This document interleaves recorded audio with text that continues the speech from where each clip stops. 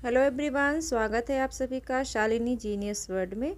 आज इस क्लास में हम बात करेंगे जयशंकर प्रसाद जी का जीवन परिचय, जो यूपी बोर्ड एग्ज़ाम के लिए बहुत ही महत्वपूर्ण है। आइए क्लास को देखते हैं।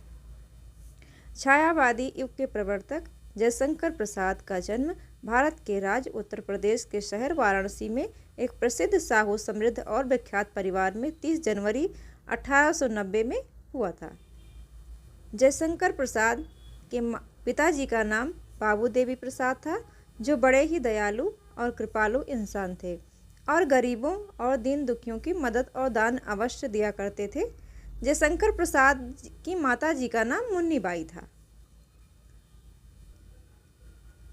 जयशंकर प्रसाद के पिताजी का स्वर्गवास उस समय हो गया जब जयशंकर प्रसाद की आयु मात्र 11 वर्ष की थी और इसके पश्चात 15 वर्ष की आयु आने पर उनकी माताजी भी उन्हें छोड़कर हमेशा के लिए स्वर्गवासी हो गई। किंतु जयशंकर प्रसाद पर मुसीबतों का पहाड़ उस समय टूट पड़ा जब उनके भाई शंभू रत्न का निधन हो गया। उस समय जयशंकर प्रसाद 17 वर्ष के थे। अब जयशंकर प्रसाद के ऊपर ही घर का सभी प्रकार का खर्च का जिम्मा था। उनके घर में भाभी और उनके बच्चे भी थे।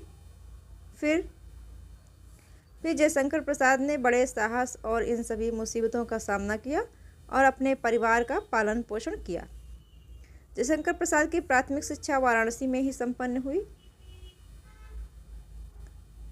जयशंकर प्रसाद ने हिंदी और संस्कृत का अध्ययन घर पर रहकर ही किया। जयशंकर प्रसाद के प्राथमिक शिक्षक मोहिनी लाल गुप्ता थे, जिनकी प्रेरणा से उन्होंने संस्कृत में पारंगत हासिल की। पारंगत का अर्थ है निपुणता, और संस्कृत के विद्वान बन गए। जयशंकर प्रसाद का पहला विवाह विध्वंसिनी देवी के साथ 1908 में संपन्न हुआ था, किंतु विध्वंसिनी देवी का क्षय रोग हो गया और उनकी मृत्यु हो गई।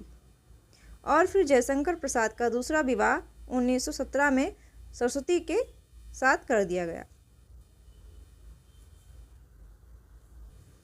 किंतु वह भी क्षय रोग के कारण ही जल्द ही चल बसी। क्षय रोग मतलब टीबी। दूसरी पत्नी की मृत्यु के बाद जयशंकर प्रसाद की इच्छा विवाह करने की नहीं थी, किंतु उन्होंने अपनी भाभी के दुख से दुखी होकर तीसरा विवाह कमला देवी के साथ किया, जिनसे एक पुत्र उत्पन्न हुआ और उसका नाम रत्न शंकर प्रसाद रखा।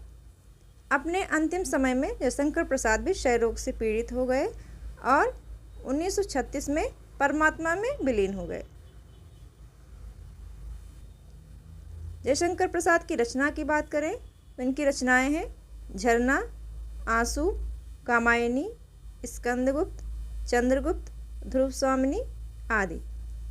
शैली है विचारात्मक शैली, अनुसंधात्मक, इतिवृत्तात्मक, भावात्मक एवं चित्रात्मक।